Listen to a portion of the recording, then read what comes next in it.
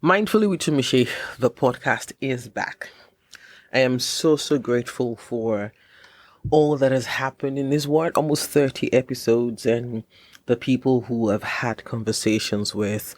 And remember that I said earlier in the year that I wanted to explore this concept of generational shaming, and Ola and I about 2 weeks ago started this conversation. Of course, you know Ola, my, as far as I'm concerned, co-presenter on the show.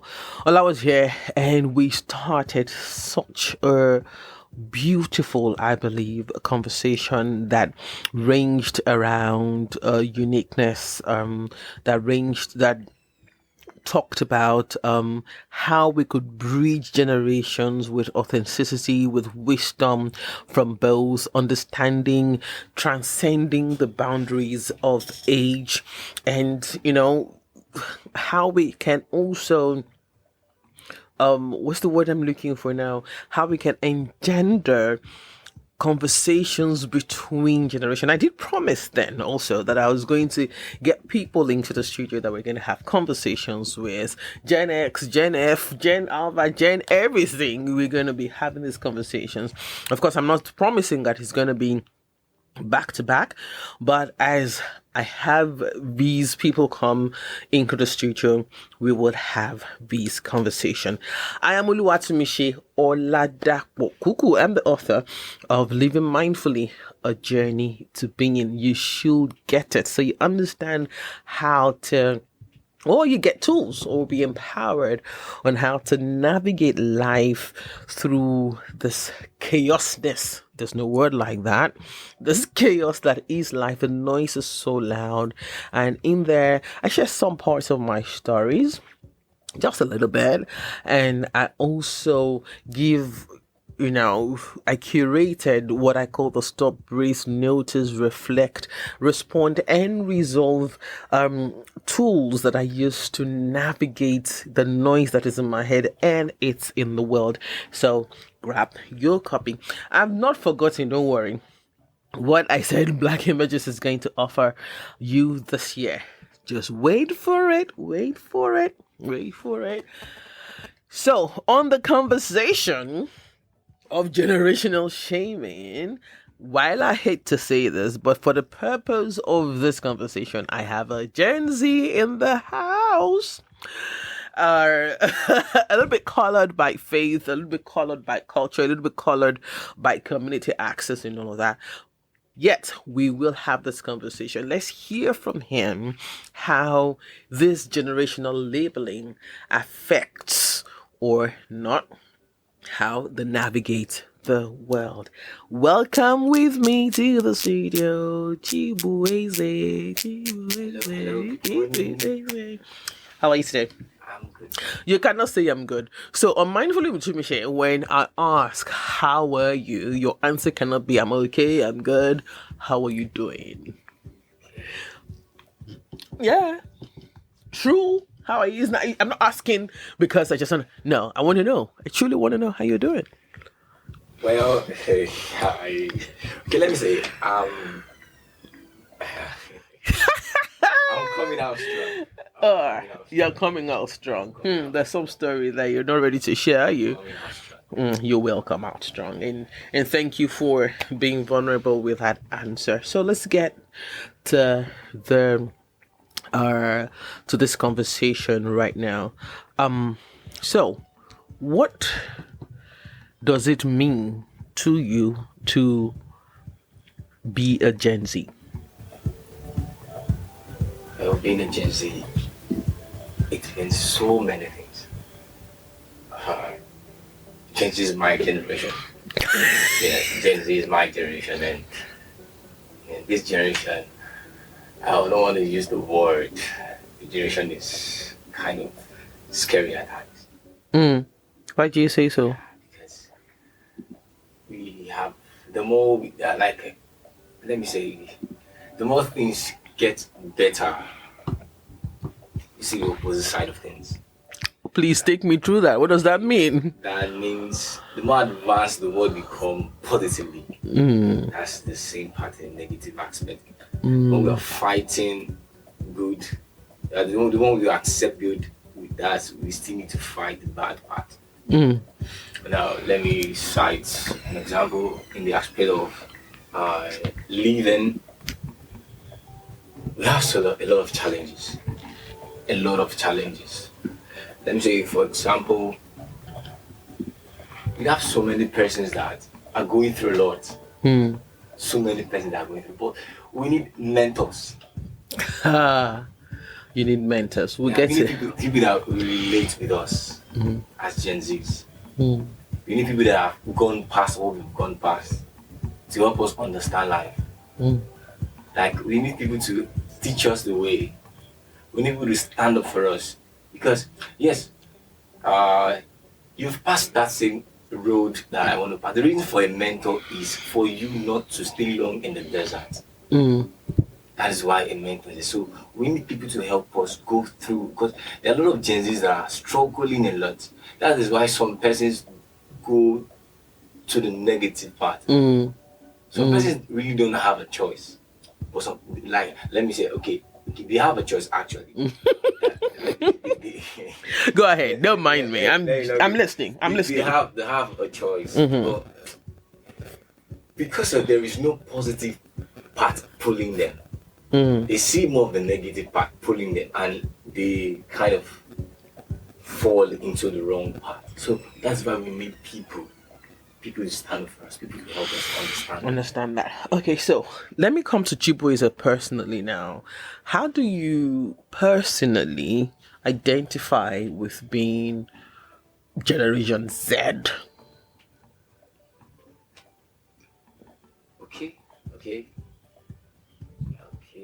How do I identify?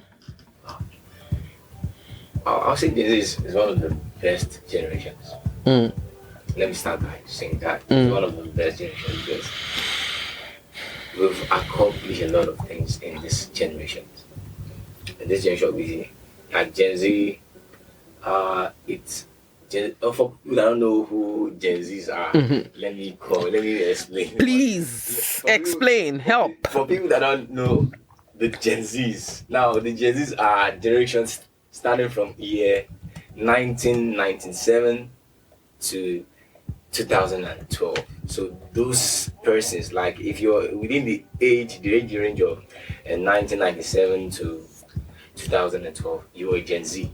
So those are who Gen Zs are, and Gen Zs are really wonderful persons, wonderful people, loving people. Okay, what you're saying that a lot of people would not agree that Gen Zs are loving. Yeah. They will not understand that, but we are loving. Yeah. Convince me. I should convince you. Okay. In like the other generations, not Gen Z, the other generations, the Gen X, the Millennium, just go ahead. Yeah. Yeah. If you check the things, like the way things are now, like we are social. Okay. We are social. Like we not just being loving. We crave for knowledge. We crave for knowledge. We are not this kind of persons that we go to the extreme. Like we want to know. We want to know. We are not just like, if you go way back some generations backwards through my own study, I found out that some generations they were kind of self-centered, like generations like I think the Gen X. Gen X. Yeah, that Gen is X. my generation. Yeah, We're self-centered. Okay, I hear you. They're self-centered and coming to Gen Zs, we share information. We gather, we share. We learn, we unlearn. Okay, so I'm gonna stop you there, because with all that is when I hear all the time, one more Gen Z, they're rude, they're there's some stereotypes that comes with that. Okay, you're so aware to the point of being rude. You're so aware to the point of yes, you're entrepreneurial, but you would do anything, whether good or bad, to make money, So, do you want to, how does that impact you? And probably the people, you might be different from what is on social media, but when you hear this kinds of stereotypes, how does that, affect you negatively or positively? It affects negatively because not all persons are the same. Not all Gen Zs are the same. Everybody have their different upbringings. Some people are just moral. Some people are. But there's something I need to let our listeners know. There's a saying that says, when the knowledge of the thing, or like they say, let me try. When the knowledge of the thing is not known, or the purpose of the thing is not known, is inevitable. Now, there's a lot of knowledge. There's a lot of knowledge Gen Zs have. Now, where the abuse comes now is not being able to use it well, not being able to use that knowledge well. Now, for people like me, yeah, I'm a Gen Z. Yeah, I'm proud to say that I'm Gen Z, and I thank God because I'm not that knowledgeable, but the little I know, I'm trying to put them in the positive direction. I put them in a positive direction. Okay, so again, there's so many questions in my head, and I'm going to try to rein this in. I hear social media, that is, where people, even with some conversations I've had with people who are not in I'm so struggling with using this generation thing, but for the purpose of this conversation, I want that Gen Zs are always protecting their mental health. So how does this play out really for your kind, if I could use that? Yeah, the reason why we protect our mental health, it's very important for you to be mentally stable. Yeah, you need to be mentally stable. Like, we've actually gone, like, people are actually going through a lot of things. And the way the word is, they say, they actually say a problem discussed, or a problem is a problem solved. But nowadays, the way the word is, a problem discussed, if you're not discussing with the right person, you're actually revealing your weakness. So that's why some person, they don't really come out of their shell, like tell people what they go through. They like to keep it to themselves because you don't want to say something today and tomorrow you start hearing it from somebody else. You don't want to come to Twitter and say something, or so people are trying to protect themselves. Okay, so that's where I'm going to pick it from. When you say you're trying to protect yourself, what informs that? Is it the generation or the things that you have seen from people older than you, or the things that happen within your own circle? Actually, it's experiences and things that we've heard, things that others have experienced, not just my generation, not just Gen Zs, but all that generations. So we kind of pick these things and we don't want it to happen to us. And some persons also, what they have also experienced. What they've experienced something like maybe they said something or something happened and it was supposed to be kept in the secret and it came out, or they see themselves vulnerable to some things because of what they've said or what they've done, or what has been done to them. Okay. So I'm trying to explore this because, we saw what happened. I'm not talking about politics, but we saw what happened in the last election and how very vibrant the Gen Z. If everybody could see me like this, I'm doing inverted commas with Gen Z. I'm very careful because I personally don't like this dichotomies, but it's the world that we live in. We have to live by statistics so that we can help ourselves. And I could feel the general, this, it's as if Gen Zs have this general feeling that people have failed them, so they have to, or the people ahead of them has failed them, or the workplace has failed them, society has failed. Yes, society has failed them, so they have to take the world by themselves. Is this correct? It's not correct. Okay. Yeah. Gen Zs, I would say Gen Zs are self, and we tend to build ourselves. We do more about investment on ourselves. So there's more into personal development than there is to.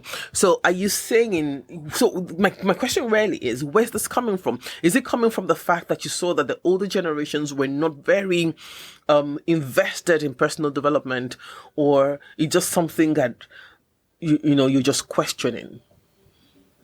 The way the word is, like, while we were growing, there are some things that were not plainly explained to us. I gotcha. There's some things that were not explained to us. They covered some things that is affecting us now.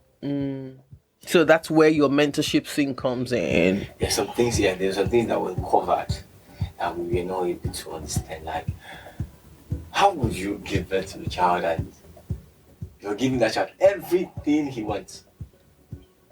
Then on the line, maybe something happened and you didn't teach that child how to catch the fish, but you were just giving that child fish, you were feeding child. And then what happens? You never thought of, what if I'm not there for that child in the future? How will he catch the fish? So that's where the problem comes. While you are giving the fish, you must be able to teach to catch the fish in case you were not around. So That's the problem. Oh, you just indicted a lot of people now. You just indicted a lot of people. Like, okay, you're raised. So let's go to the way of parental upbringing. That's what you just said now. So you are alleging that parents overly indulged their children, the Gen Z children, and did not empower them enough to be able to be resilient in the face of challenges. Yes. Well, actually, so because of the family, my dad actually tried his capacity. Also, they're wonderful people. I respect them a lot. But but what? Go ahead, I Louis. believe that I never knew how much a cup of rice was, because my dad was always bringing in bags and bags and bags and bags, and I gotcha. we never knew all of this till started leaving the house and start exploring the world on our own. So if these things, we know these things, that we need to help our of course, because it was in abundance. We never felt any need to have to be frugal, or I get you. So you're saying now, correct me if I'm wrong, you're saying now that some of the characteristics by which the Gen Z, especially those in Nigeria, because I'm not exposed to other Gen Zs, is the fact that most parents did not empower their children with something that could help them be resilient in the face of challenges. Yeah, I wouldn't say. I don't know. I don't No, want to. you can correct me, of course. You can correct me and explain to me. Not just parents. Yeah. Mentors, guidance, and even friends. It is not just about why I pinpointed this parent aspect. It's not just in the aspect of parents. It's not just in the aspect of parents. Okay, parents, they did their part, they tried, but we still need more information. We still need more guidelines. We still need more mentorship. So no protect. So the protection was too much. The protection was too much. So let's go to the cultural aspect. All right. Of course, you know what just happened. Was it about how many days ago? KSA and iStar and all the drama that surrounded that. Okay, so is it true that of course, this is you. I'm not. You speak for yourself and the people within your circle, but the general perception is that Gen Z's question basic culture, basic culture, courtesy, and all of that. Is this true? Yeah, they question it because of, let me say, partially improper information. Now, there's something I recently know. Like there's an information I recently. This is something that had already been in place. I have a mentor. Yeah, I have a mentor. Normally, when I meet people, I stretch out my hand for an handshake. So he normally, like, I'll stretch. He's older than me. I just stretch my hand to him for a handshake. He shakes me sometimes, but there was a point he had to be open to me. He told me that no, it's wrong for me as the younger one to stretch my hand out to him for a handshake. But he can't. He could. He could. Okay. As the elder, I'm the youngest, so he must stretch out his hand first to me before I can shake him. I'm disrespectful if I stretch out my hand first to him. I can just greet him. Then he'll be like, okay, how are you? Then I'll. So that is it, and it was kind of weird for me when I no man, even those older than me, I do still it has been going on. This has been going on. So it's not something that you just started doing. What? Okay, so I'm going to put you a little bit on the spot here. Are you of the same ethnic orientation? You and this mentor. Okay, is it Igbo? No, he's not. Is Yoruba? Is from the middle belt of Nigeria. So there's some culture clash there. No really culture clash. I see that as, like, when he told me that, I see it as the normal way it should be. Why did you take that as a normal way to do? That's respect. I see that as respect. To him? Just to him. But I'm this kind of person that you don't give me any information and I just take it. I absorb it and sleep over it and think it like I would do before I come to a conclusion about anything. But when he told me that, I was like, wow. This is something that I need to cultivate in my own self. Not just, I see that this is how it should be normal for everybody. No matter. And it doesn't come out as condescending to you. No, I see that this is how it should be. You shouldn't just, as a younger person, you ought to wait to receive the handshake. You should earn it. You should earn that handshake. You shouldn't try to get it for yourself. You should earn it. Because when an older person gives you his hand to shake, it means you're not just there's something that you should know. So there's some virtue in you there's a virtue in you that he has come to respect. Yeah, and not just about the virtue. There's a kind of level of respect that he's giving to you. Yeah. It's like an honor. It's an honor. It's not just. It's not seeing you as a normal person. It's an honor for an older person wanting to shake you.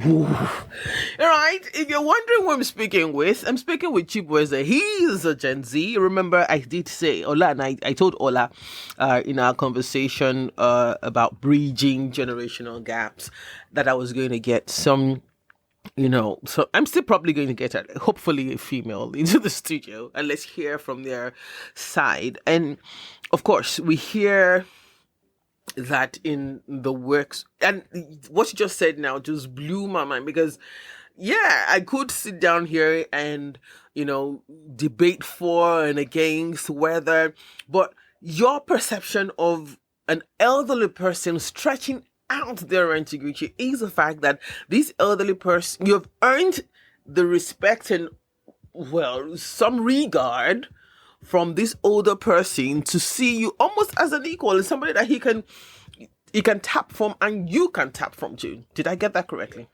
Ah, woof, woof, that just like woof.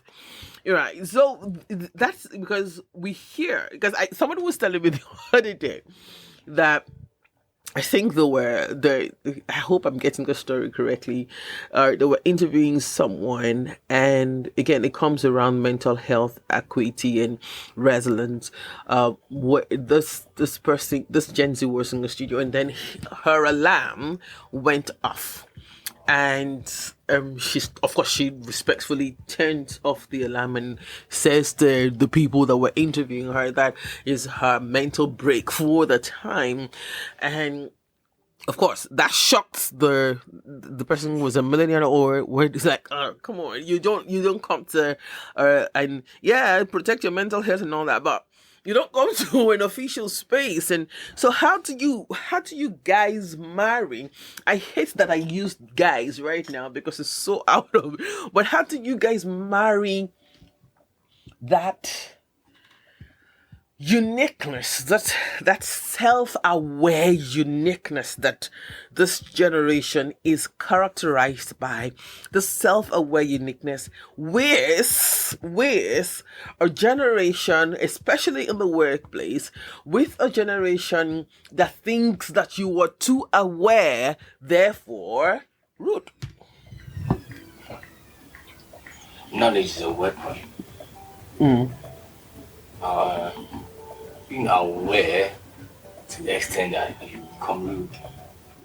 That's the perception. I'm not saying that's the perception. That's what they make us. That's what they make us believe in the media, that our Gen Z just asks for whatever they want, no matter what happens. So, and this is me, just defining it as an amazing amount of self-awareness. Yeah, when you are aware, what is knowledge about? What is getting knowledge about? Yeah, you are getting knowledge for you to express free.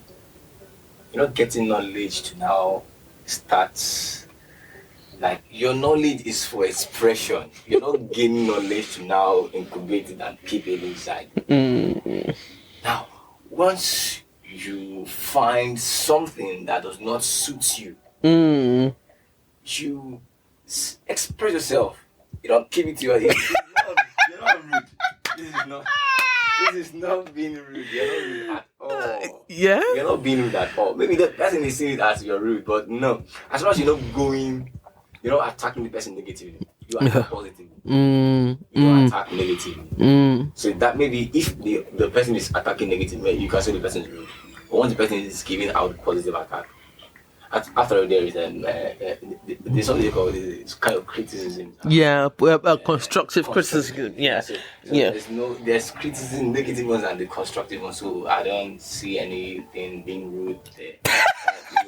You are knowledgeable. You need to express your knowledge. When you see something is not the way it ought to be, you come in. This is not how this. Or when you see something that you don't like, something that affects, that threatens your emotion, something that threatens your mental health, you have to express. A student in class and what your teacher is saying is not tallying with what you know or what you've heard of, or you're just not understanding. You don't understand. You need to come and say, please, I don't understand this. Please help me explain. Please expatiate. It is your work as a teacher. That is why you're there, to explain better to me. As a parent, I don't understand this. What are you talking about? There's some things your parents say.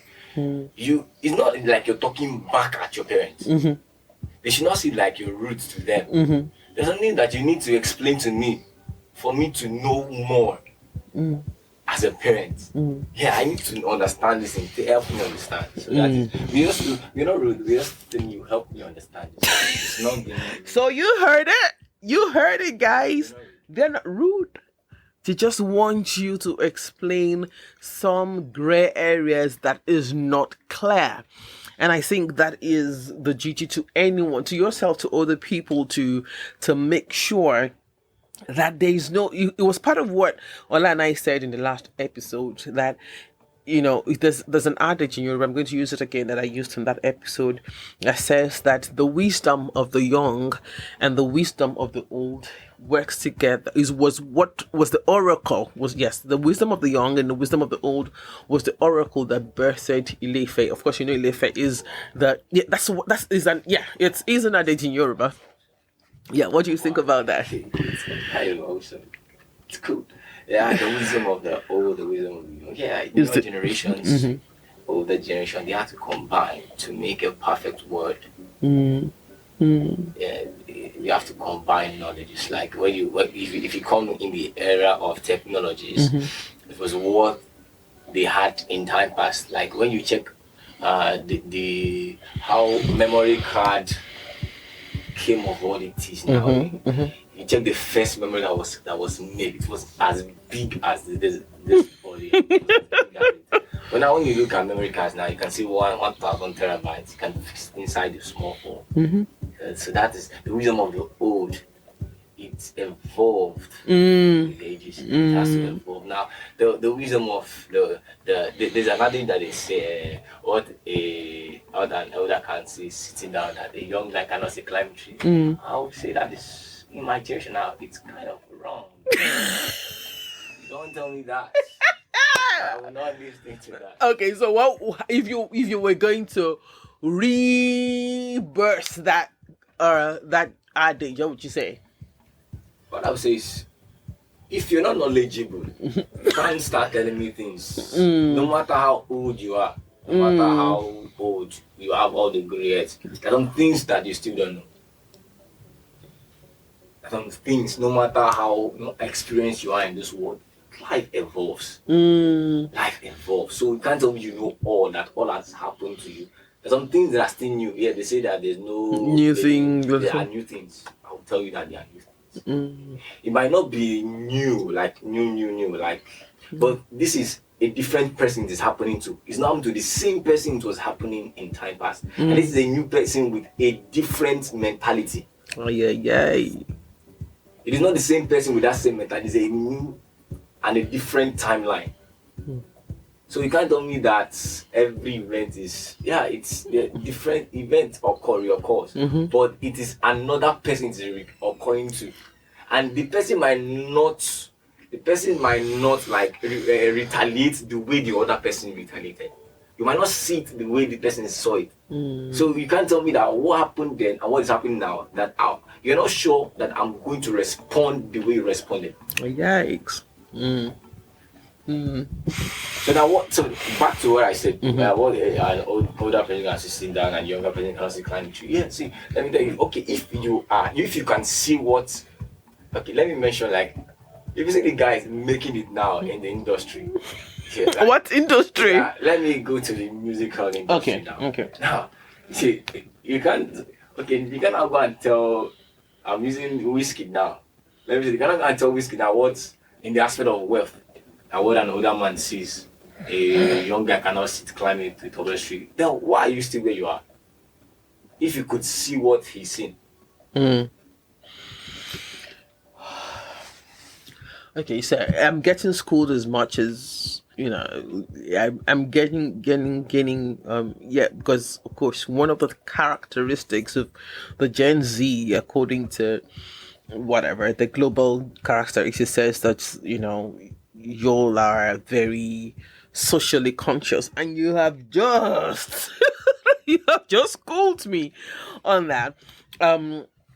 And then the entrepreneurial spirit, again, you've also said that there. And financial pragmatism. Do you know why I'm going to pick you up on financial pragmatism? And I would, it's because of what you said earlier about your parents. You didn't know how much a cup of rice was. So how has that affected you? Now that you are out of the den and trying to make life. Yeah, I share something about my parents. Seriously, I did not know how much a cup of Gary. rice when Gary was still, I was like, let me say, age 15 or age 16. And that's bad? That's very bad. Because what I'm saying so it's me. Okay. Okay, so let me make it easier. If you were the parents, how would you do it? There's something that I'm kind of. There's something I'm kind of. I want to put in place in my life that I will train my children to an extent. And just as I'm training them, I'm telling them that so years. I'll make sure that before you get to this age, that you are now productive. You must be productive. I'll give them a time line. Like before you get to this level, these are the certain things that must have become accustomed to you. I will let them know what they ought to know. I will never say anything for them. Okay, so when you say what they ought to know, what are you saying? Can you just give me, like, what do you mean by what they ought to know? Okay, I'll teach them about life. Life is not that rosy thing you see in my house. Life is not like it is not this flowers you see, this beautiful palace. I'm coming from the street. Before I got to wherever I am now, I grew up on the street. I must tell them how the street looks like. There's something my pastor does. My pastor, by God's grace, he's fine. He's doing great now. But there's something he does. He takes a share in his car and they drive through this. This place. This is how the world is outside. Don't come to my house and feel like you're a king, you're a queen, you're a princess. But there are people out there. There are things you need to know about life. So that in case you come across these things, you know what to do. So that you'll be able to know what to do. You'll be able to know. Because when you're not being taught all these things, when you go out, when you face life, you begin to shake. This is why people attempt suicide. Because they did not experience life. So when life just came and they just feel like they've not been built, they've not grown, they've not been grounded in life, they've not experienced it. They need to be experiencing things. No wonder when your child is crying, you start petting the child will cry. Let the child experience tears, cry. You will cry. You will not come, I'll not start petting you. Okay. You need to experience, not just, it's not about living it's not like making it suffer or just experience things so that you'll be able to defend yourself. Yeah. Gotcha. So you need to do, you need to defend yourself. Like in Israel, as I heard, they said every child, once you grow to an extent, they teach you the act of war. Yeah. They will groom you in the act of war. So that wherever you go, it's not just to use it negatively, but at least you can need to defend yourself. Oh wow. Chibueze have schooled me. And I really have enjoyed this conversation. So if you are going to round off this conversation about generational labeling and all of that, what would you be saying? Generational shaming, of that generational shaming. The causes of this generational shaming is people not wanting to, change is something that is always that is something that is always changing. Change is always evolving. Inside change, there is change. So that is what we should accept. That change will always come. So be you millennial Generation X, Generation Alpha, and all that. Just be open to change. Be open to communication. You need to be open to it. And this thing called generational shaming it has been evolving from one generation to another generation. Yes, this beefing did not start today. It's not beefing. It has started way back. Now you need to say to yourself that this stops with me. You need to say this thing stops with me. You need to go for knowledge. You need to accept the change that has come to stay. You need to be open to it. People like there's something I kind of stumbled into. Those times in the olden days when there was no much phone, people that were opportune to have a landline in the house. When their friends wants to call them, they need to call them. Maybe their parents will pick up the call. Like, James, your friend is calling you. Come on. So James has to come, but he has to go through the parent first. But now, in this generation, you have your phone, smartphone. If you have friends, you have friends nationwide.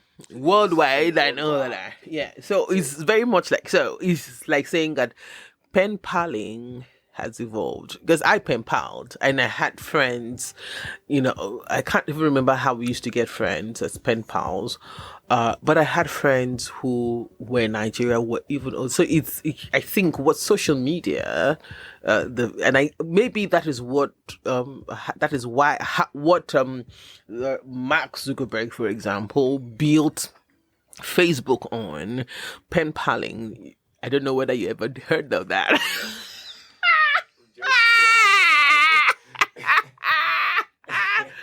Gotcha there. You see? Yeah. What? Pen pal. Yeah. Google it. Google is your friend. I just carried him handicap. So pen paling is you having friends that you are related to. So that's how we used to Facebook. That is how we used to tweet or X. That is how we used to Instagram. In a start. So pen paling, you could send the picture to, and it was through slow mail, depending on post office mail. And yeah, we used to write letters. Do you know what that is?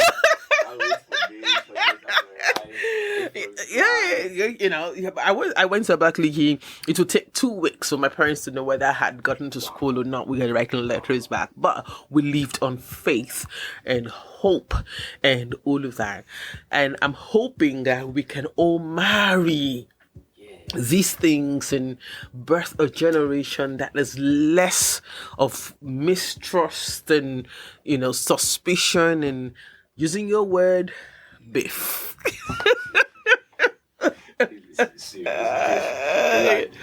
Like, you're always on your phone.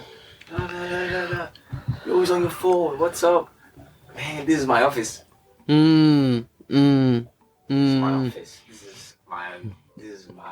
This is where I make money. This is my way to reach out to the world. This is my tool. It's my tool.